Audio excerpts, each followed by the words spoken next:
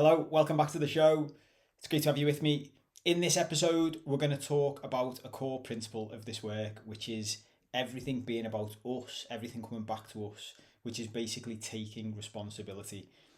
Now, we're going to do it in a slightly different way. If you've been watching my stuff before for a while over the years, we're going to go back to old school. I'm just going to talk without any editing, without any flashy stuff. If you've watched any recent videos, you'll see I've been experimenting with a bit of editing. And I'm basically just trying to figure out what's the best thing for you. So at the end of the day, this channel is made for you. If you're watching this on YouTube, let me know in the comments what you prefer. Do you prefer the more natural, just me chatting, telling you stuff? Or do you like the sound effects? Do you like the editing? Do you like the cuts? And all of the rest of it and the visual effects. If you're listening on the podcast, it won't make as big a difference to you. You might have heard in recent episodes there's some sound effects going on in the background. That's stuff off the YouTube videos basically. So the audio for the podcasts come from the YouTube, and sometimes I've left the sound effects on. Some people like them, some people don't. Again, let me know if you're watching on YouTube. Let me know in the comments. If you're listening on the podcast, drop me an email, questions@paul7cope.com, because as I say, this is for you, so I want this to work for the majority of people. So you tell me and we'll go with that. As I say, this episode is about taking responsibility. Basically, again, if you've listened to my stuff from the start, you'll have heard me talk about this before, but this is such a core principle. I'm going to talk about it again. I am going to talk about it constantly. The more you listen to me, the more you're going to hear me talk about this. When I coach people, I come back to this all the time. There are certain core principles that we have to keep coming back to, me included. This is one of those things that I practice what I preach all the time in my life with this, and I still struggle with it at times, and I still have to catch myself because that's part of the work as well. So what this basically comes back to, which ties into all of the stuff, is we're all raised, and there's a certain part of us that has a victim mindset, and what we want to do is blame everybody else for our problems. The government, the country, our parents, our wife or husband, our partner, our kids, our colleagues, our friends, whoever or whatever we can blame for something, we will do that. It's massively complicated, but in simple terms, that's how we've been raised. I'll probably do another episode on this, but it goes back throughout history. You know, our systems are created to look for the negatives. It's a survival strategy. Then that's been passed down through the generations. Most of us were raised like that by our parents, and then we live in a society where that message is just repeated again and again and again. How often do you ever hear anyone taking responsibility for anything? Just look across the political landscape, especially. Very few people ever take responsibility, and it's because we live in a culture now where, for the most part, if someone gets blamed for something or takes responsibility, they lose their job. That's a deeper conversation for another day. Crazy in my eyes, but this is about our lives. This is about your life. This is about how we can find peace and contentment. Always remember, this is what this is coming back to. I've been thinking about this for a while. Like, what am I selling? When I'm talking about this stuff, what is the end game? What's the end goal? And the end goal is the feeling of peace and contentment. It's not becoming a billionaire. It's not becoming a millionaire. It's not getting a six-pack. It's not getting a huge social media following. It's not dating more men or dating more women. You can go elsewhere for all that stuff. This is for people who have been through loads of that or not, and have just realised that there's just more to life. And actually what we're all chasing, what we're all craving, is to feel peaceful and content inside, and then all that other stuff can come later. This is a big part of it. So this goes right back to the beginning of my story doing this work, which started 6 years ago now as I record this. When I first started working with a therapist and a coach and was delving into all kinds, I remember one day going into my therapist's office, who I got on with really well, and saying I'd had a big breakthrough, that I'd been doing all this work, and one day I was walking down the street in Liverpool city centre where I live, and I was walking down the street and everyone was pissing me off. I was looking at people, they were annoying me, they were all in my way. Like, I was thinking, I hate this place, I hate this city, I hate these people, everyone's stupid, everyone's an idiot, no one's got any social skills, everyone's miserable, the place is filthy. And then a week later I walked down the very same street and I felt great, and everyone was lovely, and everyone was happy, and everyone was smiling, and the sun was shining, and I was like, isn't this a great place to live? Isn't everyone friendly? And I just had one of my first breakthroughs with this work, which if you are in this world and you're already doing the work, or if you decide to come down this path, breakthroughs are a common occurrence. No matter how long you've been doing it, I am still having breakthroughs to this day, and I expect I will be forever. And the realization was, which I sat down and said to my therapist, I said, I've realized that the thing is, I walked down the same street twice and I got completely different experiences. And I realized that what we experience in the world, actually most of it is what's inside us that we're just haven't reflected back. And I'll never forget this. He just sat forward in his chair. We were in like a typical therapist setup, facing each other, one-on-one in a chair. And he sat forward slowly in his chair. And he said to me, "It's not most things, Paul. It's everything." And in that moment, it was as if he'd reached across and punched me in the gut. That's what it felt like. I was like, fuck. It's everything. Literally everything we experience in the world is what's inside us projected out. There's loads of stuff you'll hear bandied around, because this is mainly because in America therapy was a lot more common many years ago. If you're in the UK, it's still only breaking through now. But I watch movies all the time and think, God, like there's so much, even just in American culture and movies and TV shows, that shows how much therapy has been a part of their lives for a long time, or lots of people's lives over there. And because of that, some sort of standard therapy type wording made it into common language, and you hear it bandied around. And the problem with that is often it's people use it and they don't actually know what they're talking about. But you may have heard the term projecting. So people will say, "Oh, you're just projecting that." And what people mean by that is it's what's going on inside us projected onto the world. The truth is, that's what we're all doing all the time.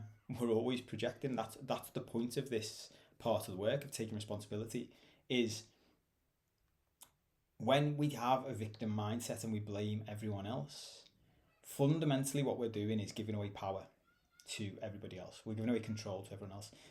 It feels good in the moment because it means it's not us. It's nothing on us. It's the example I often give is like short-term gain for long-term pain. So it's, if you want to lose weight and you see a cream cake and you get a choice in the moment, do you eat the cream cake or not? In the short term, the nice decision is to eat the cream cake because that gives you immediate joy and happiness. But in the long term, it's making you miserable. It's the same with this stuff. If you blame everybody else, in the short term, it feels good because it's not on you, it's everybody else. But in the long term, you're fucked. Because if everybody else is to blame for everything, you've got no control. You're just a victim of the world and you'll never be able to change anything.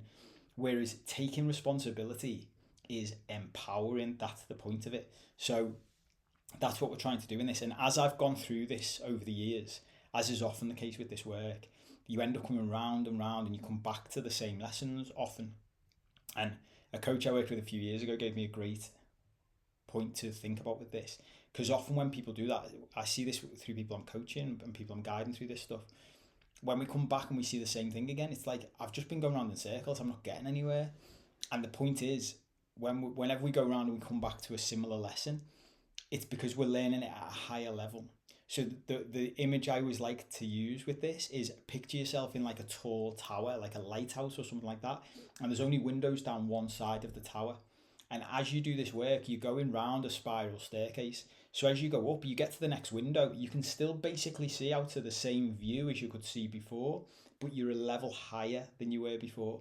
So it's not the exact same view. You're seeing the same thing, but from a different perspective. That's the point of this. So where we want to go, as I've gone into this work, is I used to talk about taking responsibility, and then as the years progressed, I changed that to taking radical responsibility. So no matter what is happening, how can we bring it back to us and say, in what way am I responsible for this, no matter what it is? And the more we can do that, the better. And the reason that I've decided to do this episode now is I had this lesson again, and I've been practicing this for 6 years now consistently. And I got the lesson again at a deeper level a few weeks ago. So the first cycle round in this, my path has been in sort of 2-3 year chunks.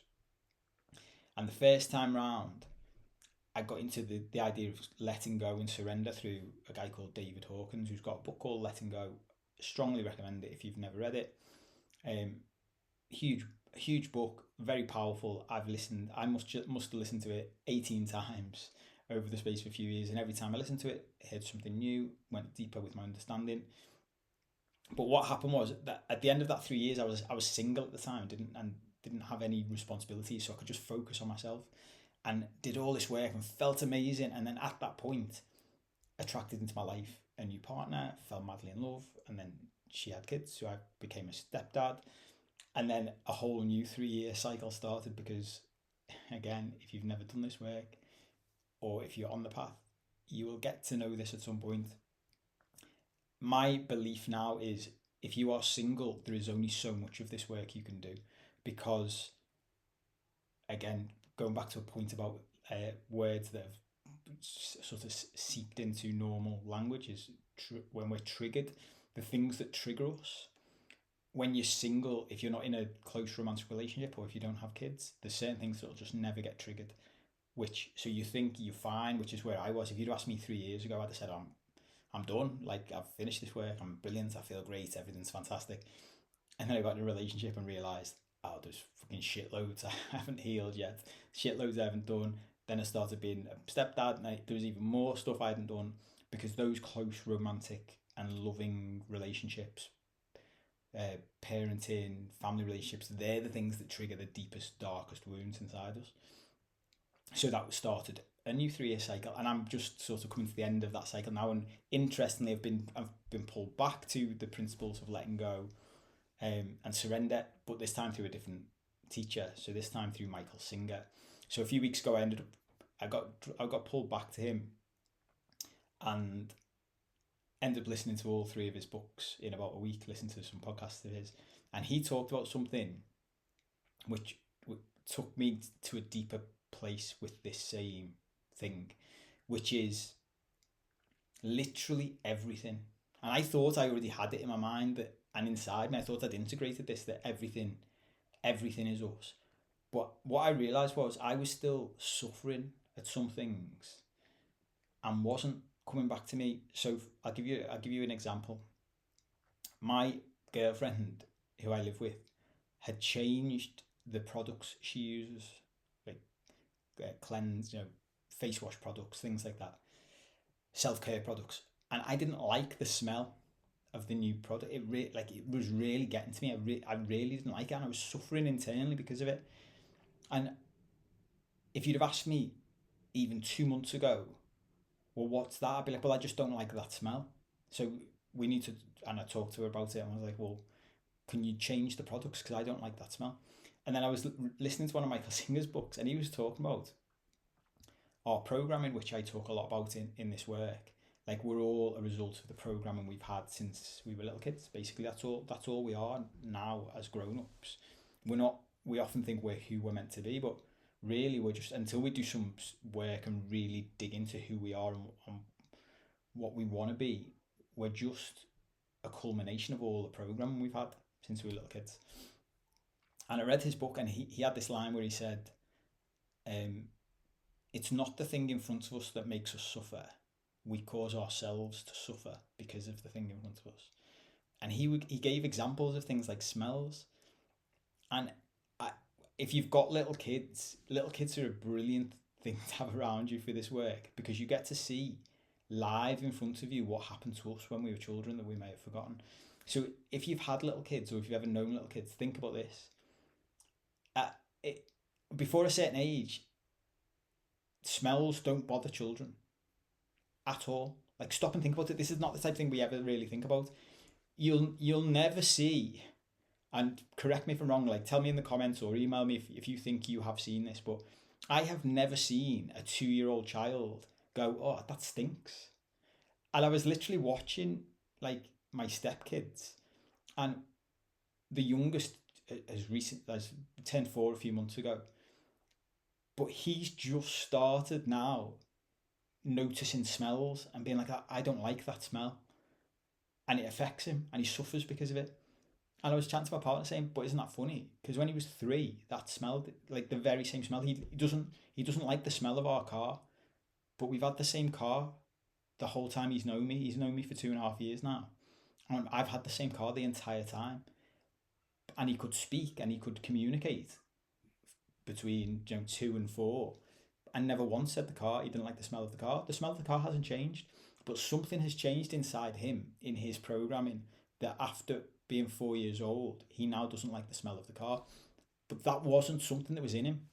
So even things as small as what we like and dislike, and this was the new deeper lesson for me in taking radical responsibility. The fact that I don't like the smell of the products my girlfriend's using is in me. It's not the product. So even at that level, I can take responsibility and say, the outside world doesn't need to dictate that whether I'm miserable or not, and I don't need to control the outside world in order to be happy. Because this was the point that Michael Singer was making. If we're constantly waiting for everything in the outside world to line up, so use this as a very small example, the smells. If everything has to be just right for us to be happy, we're constantly giving away our happiness to external events that we can't control. And I thought I'd really nailed this idea. And I just realised it's an even deeper level than I had contemplated, because I'd realised I was causing myself to suffer around this smell in the house. Because every time I smelt it, I was like, I hate this smell. Now it's on the bedding. Now the bed smells of it. Now I can't walk into the bedroom because it smells of it. And I was suffering because of it, because of this external thing, thinking I need to control that external thing in order to get that bit of my happiness back. As soon as I went deeper in this level of taking responsibility and looked at it and was like, well, why do I dislike that smell? Like when I was 2, I didn't dislike that smell. It wouldn't mean anything to me. I've obviously at some point created the programming that I don't like that smell. And the point of that is then, and again, we'll talk about this more in other episodes as well, but we can change our programming. We don't have to stay stuck with the program we've had since we were kids. So I started consciously changing the programming around that smell. So instead of, when I smell the smell, allowing the automatic messaging inside my head to be, I hate this smell, it's disgusting, I stopped and was like, well, what is it? It's just a smell. Like, it's just a chemical reaction inside my, I'm picking up my body is picking up, my nose is picking up a chemical reaction in the outside world. So then I just started doing a bit of exposure therapy to it and changing my thought patterns around it from I hate this smell to I love this smell. And I appreciate this sounds insane, like that we can literally do this. But this is literally how our programming works. It's just up until the point we take conscious control of it. It's all been happening subconsciously. So the neural pathways in our brains have been formed. So for that particular smell, the neural pathways were formed to link that smell with dislike, with I don't like it, which causes me suffering. So I've just been consciously exposing myself to the smell and then changing the neural pathways, which takes time because we've got to get rid of the old neural pathway and replace it with a new one in scientific terms. Basic scientific terms. I appreciate that's not highly scientific, but it's not all woo-woo is my point. It might sound crazy, but it's not. Like this is backed by science. You can change the neural pathways in your brain, and this is what we can do with the smallest things. So think about the smallest thing in your life that causes you to suffer, that causes you to be unhappy. You can take responsibility for that even. So we can start at the biggest things to take responsibility for. How happy are we in our relationships? How happy are we in our jobs? Does someone piss us off in work? Does our boss piss us off? We can take responsibility for those things and ask, well, in what way can I improve that? Can I communicate better? Is this about my programming? Is this about how I'm reacting to the world? But we can bring it all the way down to this deep level of the things we like and dislike. A great example, especially if you're British watching this, is the weather. Something I've talked about in the past. I was raised by a dad in particular, but my mum is the same, just not as bad as he was. Just dictated by the weather. It is a very British thing. I don't know what it's like in other countries, but literally like opening the curtains of a morning, and if it's raining, it's a bad day, and if it's sunny, it's a good day.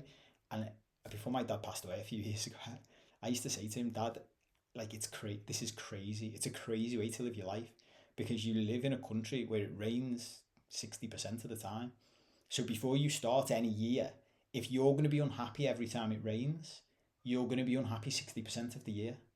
So it's a crazy way to live your life. Another example came up as I was sharing this deeper thing with coaching clients and it's my dad again, who had a lot of the issues around this stuff.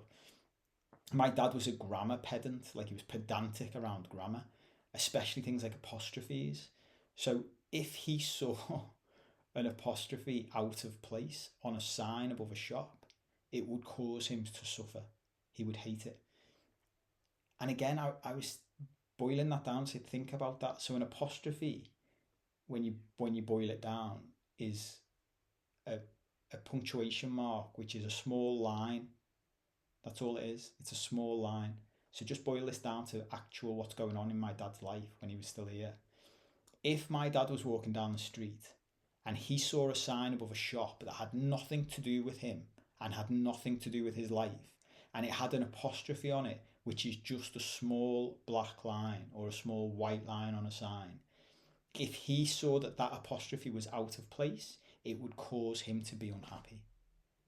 That is absolutely crazy. It's an absolutely crazy way to live our lives when you stop and think about it, and think about all the ways in which you are doing that today, every day. Stop. This is one of the big things about this work as well, is starting to bring into our conscious mind all of these things. So instead of it just running through your mind and you just being like, yeah, that pisses me off, that pisses me off, stop and start observing when that happens. You might be a grammar pedant like my dad, and you're looking at signs and it's pissing you off. Boil it down and think to yourself, so I'm giving away my happiness because somebody else has put an apostrophe in the wrong place, or somebody else has used a semicolon instead of a colon. It's like when we look at it from that perspective, it's like, why would we live our lives like that when we can just let it go? We can just say, what difference does it make? It's okay. We can change our own programming, and I've had to do this loads. Like, if you've heard me talk about this stuff, you know this goes back to our childhoods.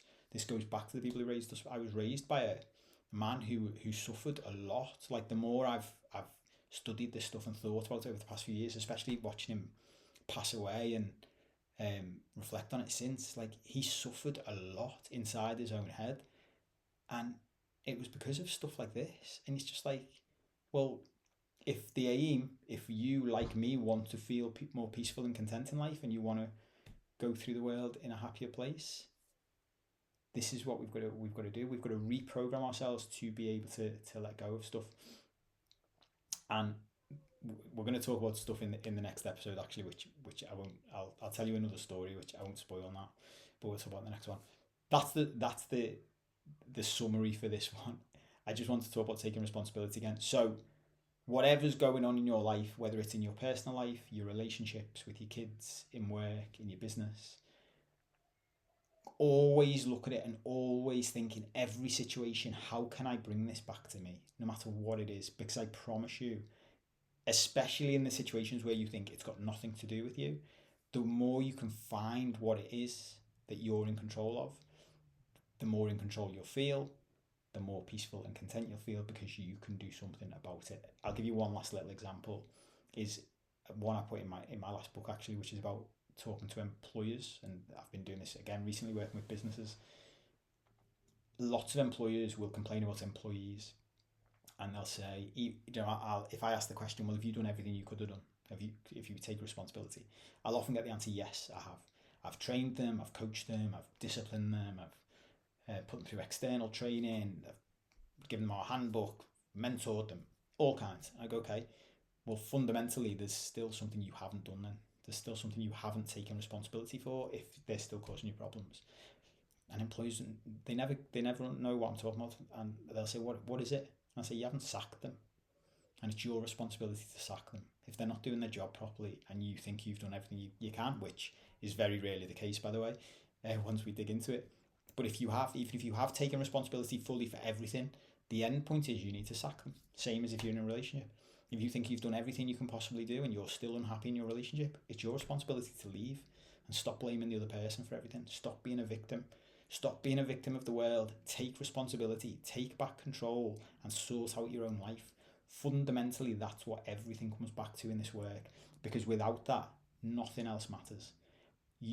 at the end of the day, we have to get to a point where we take control of our own lives and we sort out our own shit. That's it. I hope it was helpful. I hope you liked it. If you're watching this on YouTube and you liked it, click the like button. Do me a favor, click the subscribe button if you haven't already. Leave me a comment. Let me know what you think of all this. Let me know if you disagree. Let me know if you've got any thoughts on it. If you're listening on the podcast and you enjoyed it, please leave a review on the podcast app that you're listening on so that other people can see it. Help me grow this channel. I'm going to be putting out more consistent stuff now. And we'll see if we can grow this and get it to more people. So if you like it, please help me spread the word. It's great to see you. I'll see you again next time.